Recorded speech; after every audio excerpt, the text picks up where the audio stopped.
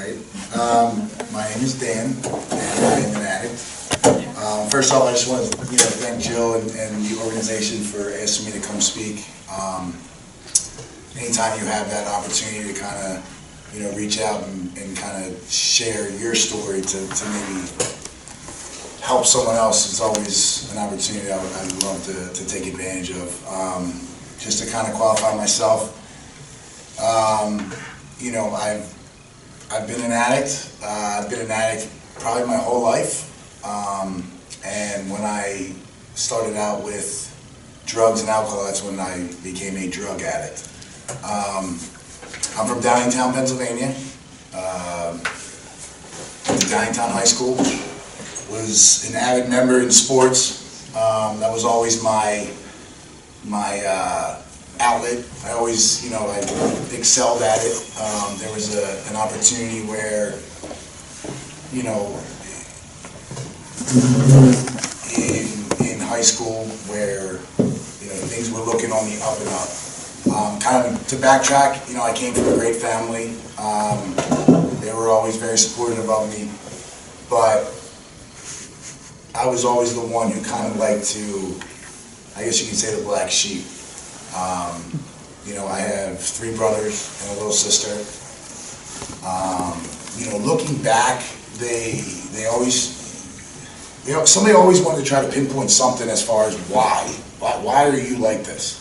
And I mean, my parents had a divorce, but it was a very, very great relationship. Like, my father was still my baseball coach all growing up.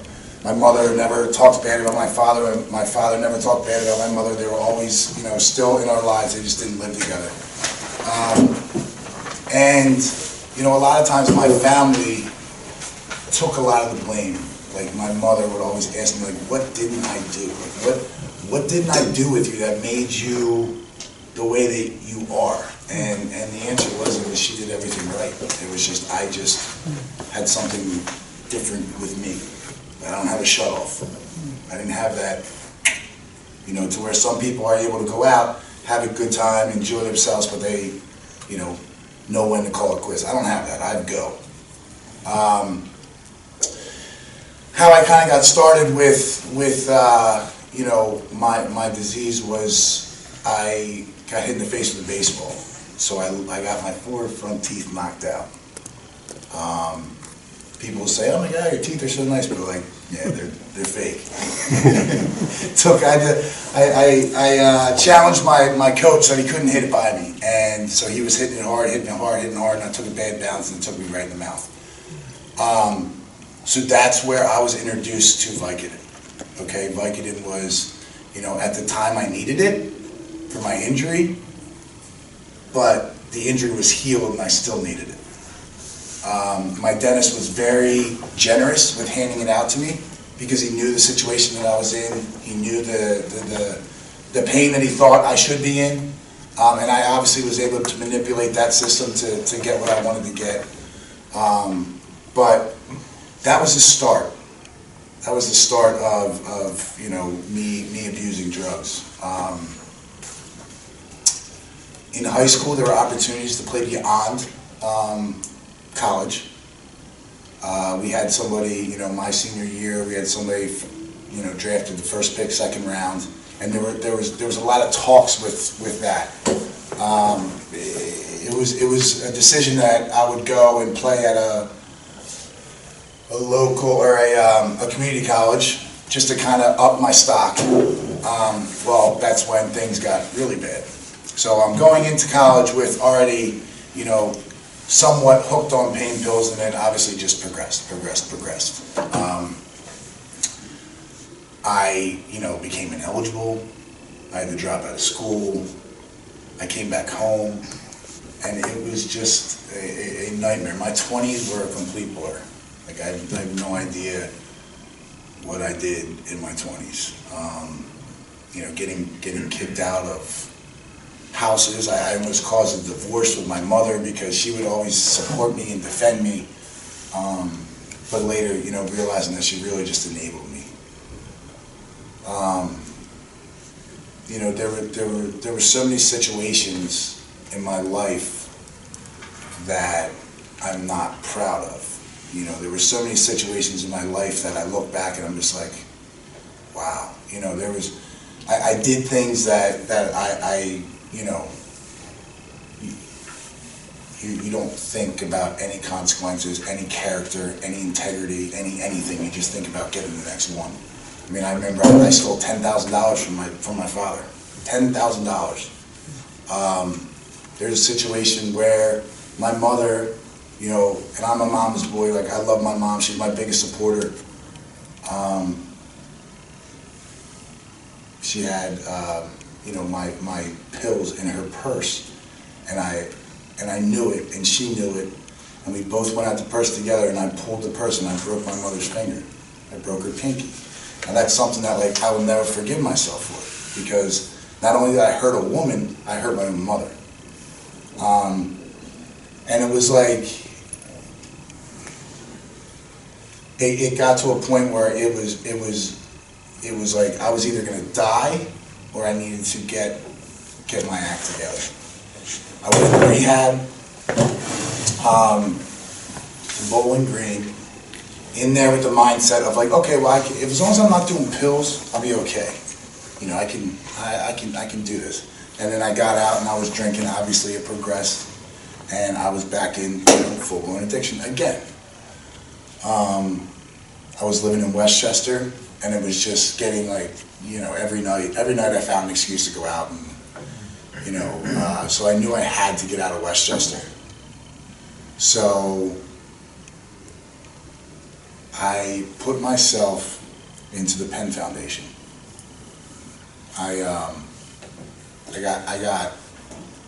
So what happened was I got my second and third DUI, which were like back to back. So I was looking at a year in jail. I can't drive for, you know, God knows how long.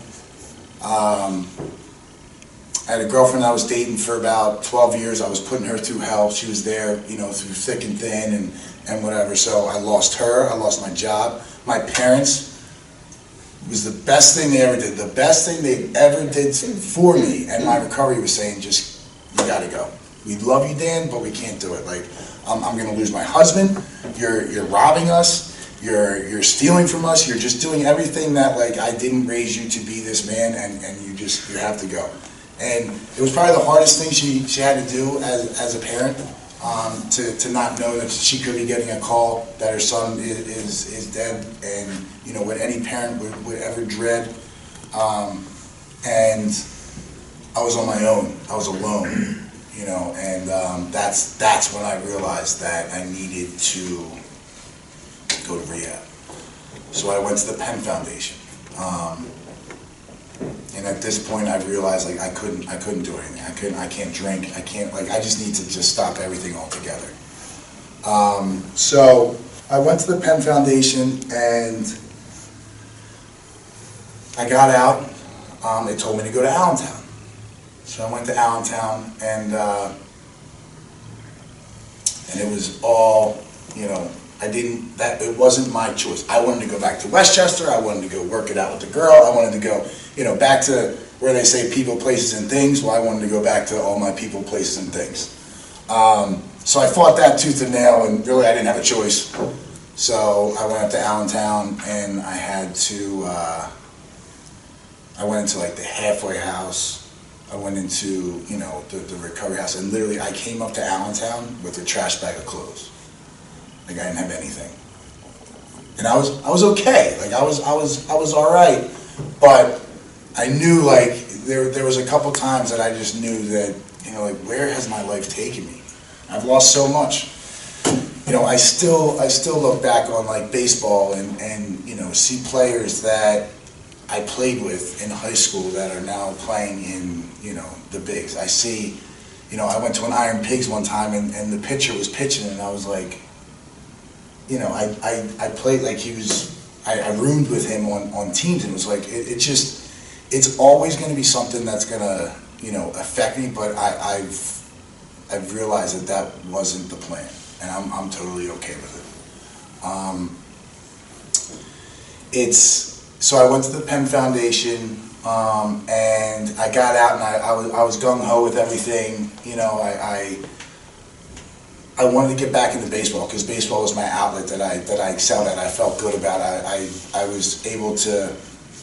I don't want to say it was my identity, but it was my identity. Like anybody who knew me knew that it was associated with baseball, and that was, you know, where I wanted to get back into. So I went to the Lehigh Valley Baseball Academy right up in Allentown, and I just wanted to hit, you know, just kind of get in the group. But they don't do. It's more of a clinic area, and you know, it's not like hitter's edge or whatever where you can go in the batting cage and feed it some tokens. And the guy, he was a scout for the Dodgers, and he was like, Sharkey, he's like, you know, you used to go to Downtown, you played third, but, oh, you used to be a partier, right? And that was, you know, it was his exact words, and I was like, ah. And he's like, yeah, I remember you. Now, this is a scout for the LA Dodgers, and I'm like, it still was haunting me. And he's like, but would you, he's like, we don't have cages, but would you like a job? And I kind of told him my story, and he's like, I'd love to have you. So I coached 14U there. And it was great because I was able to get back and just feel good. And, you know, meanwhile, I was still living in a halfway house. I still really only had a trash bag of clothes. But I was kind of getting myself back into society. And I was working out with a guy that I was literally in there 3 or 4 nights a week because it was something where, you know, if I'm not going to be doing drugs, I might as well, you know, do something positive. And he got me into where he's like, you need to start playing again. So then I went to LTRC. My coach came to me and asked me if he would mind if Morning Call came and did some sort of article. And at the time, like, I really don't like, you know, I was kind of explaining to Jill where when it comes to baseball, I remember one time my father, I made an all-star team. And I was all, you know, like, yeah, I made an all-star team, but here it was a buddy of mine was really upset because he didn't make the all-star team. And he said to me, he gave me like the most, and this was, I was probably 10 years old. He's like, don't ever talk about how good you are. Let other people speak for you. And from that point on, it was like, you know, I felt bad for that kid, but it was a great lesson because in my mind, okay, was baseball my outlet and everything, but you know, it was just kind of, it was something where I would never tell you, you know, what I lost. And I went to LTRC. Oh yeah, so the newspaper. I'm sorry, I got thrown off. But the newspaper article. So he came and he asked me this story, and I was more than happy to do it because it's something that I'm not proud of, but I'm not ashamed of it. If that makes any sense. So it's like, you know what, the stuff that I did when I was in active addiction, no, absolutely not. It's something that I would never, you know, it is frowned upon, but it's something that I'm not ashamed to say that I did, because I strongly believe that, like, God has a plan, and that was my plan, to go through that hell, to come out and to realize that there is a better way to live. And if I didn't go through all that, I would probably be dead, and I wouldn't be able to be, you know, sitting in front of you guys, because that's how quick it manifests in people, and it can take lives, you know, any day. So I did the article, and I stayed clean for about 2.5 years. Now the whole time when you're clean and you're not involved, you know, you can slip up like at any given instant, and I did. So like relapse is part of my story, and it was almost like it needed to happen, because I always thought that, like, all right, I can go have a beer. You know, it's been 2 years. You should be good. You can, you know, handle that. Well, I can't, because within a week, I was back to the dope dealer getting, you know, I was in full-blown addiction. So you go from 2.5 years clean. I also caught a charge. So 2.5 years clean, no police contact, no nothing. Life's great, awesome. You start using. You get pulled over because I've been driving without a license, you know. So I get pulled over, catch a charge, back in full-blown captivity. And it was just like, So I'll never forget. I went to Allentown intake, and my dad called me every day. Are you ready? Are you ready? No, not today, Dad. It's coming, but not today. I remember he called me one night because I called my mom. I said, Mom, I'm scared to go to sleep because I think I'm going to die. my dad called me at 3 o'clock in the morning. He was like, why are you scaring your mother like that? And he talked to me for 3 hours about nothing. Not drilling me, not telling me, you know, why are you doing this, blah, blah, blah. Just talk to me. And he's like, all right, are you good? Because I have to get ready for work. You know, and it's like, it's stuff like that that parents do, you know, to try, like, and it was just, it was awesome. And then 2 days later, he called me, he's like, are you ready? And I said, yep. So I went back to the intake, and they said, we don't have enough funding for you, so you're gonna go somewhere up in, I don't know, Scranton or something. And like, I looked at the lady and I just said, ma'am, please send me to the Penn Foundation. Please, like, please don't take the cheap route on me, because it was county funding. So the county didn't have enough, you know, funding for it. And she's like, I'm sorry, you know, we can't do it, it's out of my hands. And I was just like, please don't take the cheap route on me and send me up in the woods. Penn Foundation changed my life, you know, whatever. I went outside, I called my dad, I said a prayer, and I just said, God, I know I need to go get help. Wherever you send me, you know, I'm more than happy. And I walk in and the lady says, I don't know why, but they approved you for the Penn Foundation. And I was just like, I'm getting goosebumps right now, because of the fact of, I knew that I was in the care of, and it was going to be all right. I walked into rehab, people are like, why are you so happy? You're in rehab. Like, what is wrong with you? And I was like, they literally called me Happy Dan because of the fact that I knew that once I got out of this place, I was going to have my life back. So it was like, it was relieving for me to be back in there, because I had a taste of what it was like, you know, being clean, and then I fell right back, and I just wanted that again. And that was May 22nd, 2013. When I got out of there, you know, I was very embedded with Narcotics Anonymous. I, you know, sponsor, home group, involved. Just anytime I can kind of, you know, share my experience, strength, and hope to help one person get another day clean, then it's time well spent.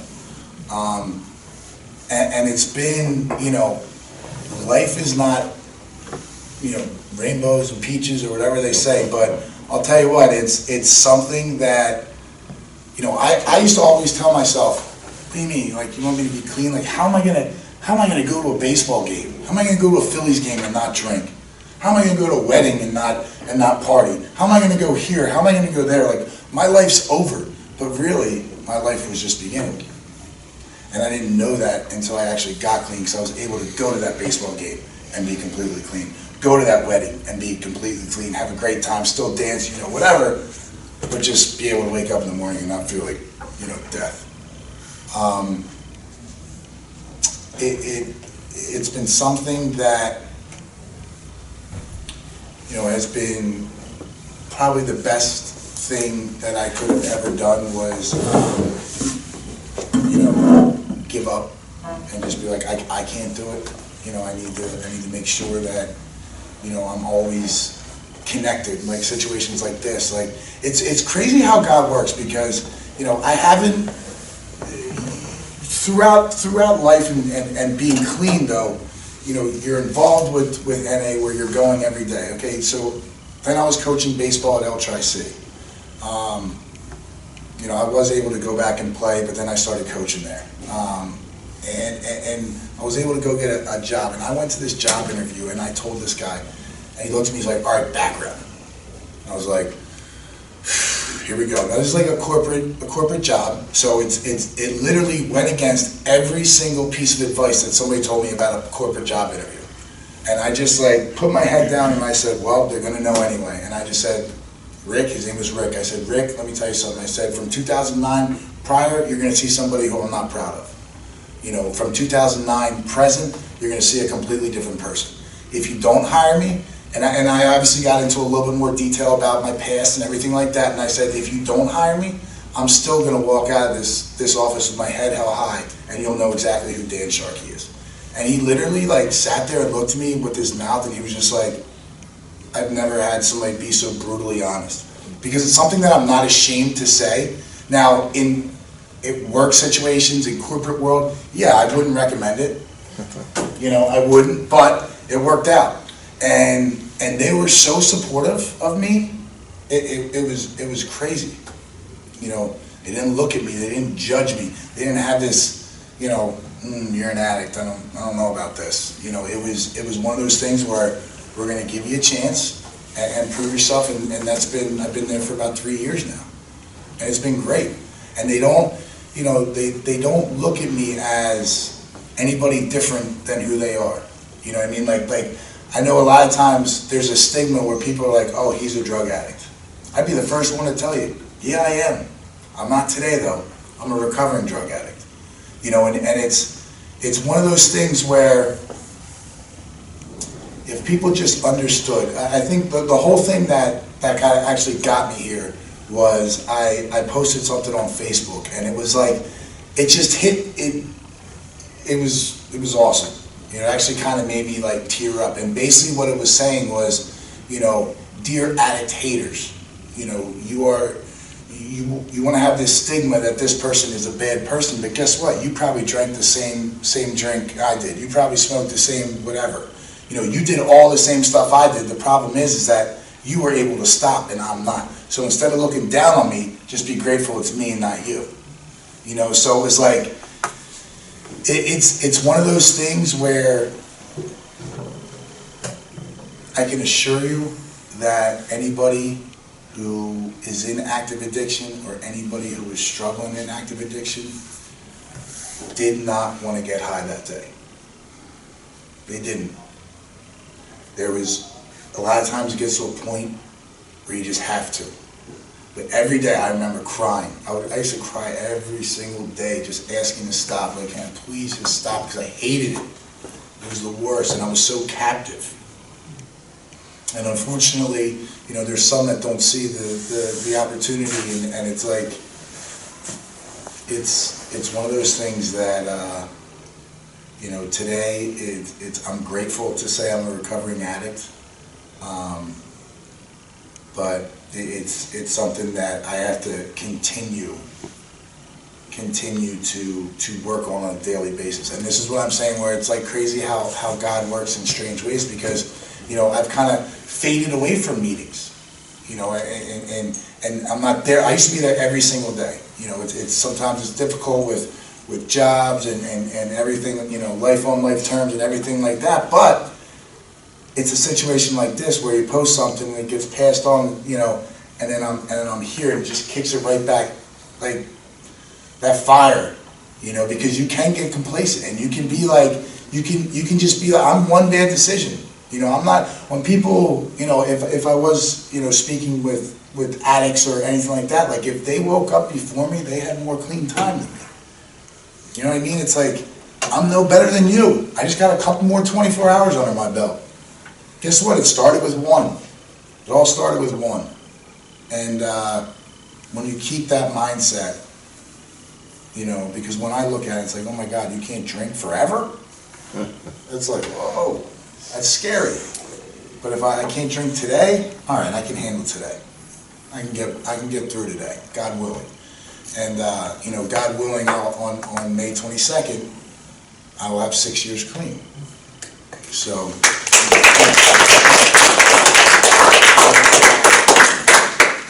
I'll tell you what, every year I'll wait by the clock for 12 o'clock. Because when 12 o'clock hits, it's like, yes, I got another year. And you know, it's just, it's now you can be that guiding light, or that you know, hope shot, where somebody, you know, like I had this woman reach out to me. Never met her before in my life. Her son played baseball, so there was a relation with that. She reached out to me about two years ago. You know, she didn't know what to do with her son. He kind of lost his passion with baseball, and you know, I spoke with this woman a total of 3 times, and you know, I kind of gave her my advice, and then you know, whatever happened. But then she reached out to me like three months ago, maybe 4 months ago, and you know, she was wondering, do you remember me? And it's like, of course I do. and her son it got worse. It got worse. It progressively got worse. And she was asking, she was like, well, I don't know what to do with them, and this and that. And I told her, I said, you have to understand that there's a fine line, okay, where parents want to help, but they don't realize that they're really hurting. But as a parent, you don't realize that. All I want to do, and I'm not a parent, so I really can't relate to that. I can relate to on the other side as seeing that all my parents wanted to do was help me, but it really was hurting me. Not their intention to hurt me, but it was. It was just keep me sick. And I told her, I said, you need to cut it, because that's what worked for me. That's when my parents cut me. That's when I was able to kind of realize. So they cut them, and she sent me a text a couple days ago and was just saying, I just wanted to give you an update that our son made a complete turnaround, and now he just was sworn into the Marines. And it was just like, not that I played any factor in that, but I was just a listening ear to her, because she didn't realize, she didn't know what to do. But it's like, and I just said to her, I said, miracles happen every day. Because I was a miracle one day, and your son now is a miracle today, or whenever he was sworn in, because now he's just able to break that cycle. And it made my day. It was just like, it was awesome, because, and again, I have no idea who she is. Never met her. I wouldn't even recognize her if she was in this room. But that's cool. But yeah, I don't know if I just want to thank you guys for allowing me to come here. Obviously it's an honor, that anybody would want to listen to my story. Considering my past, and that's what's great about this program, is that regardless of your past or whatever it is, it's you're not looked down upon.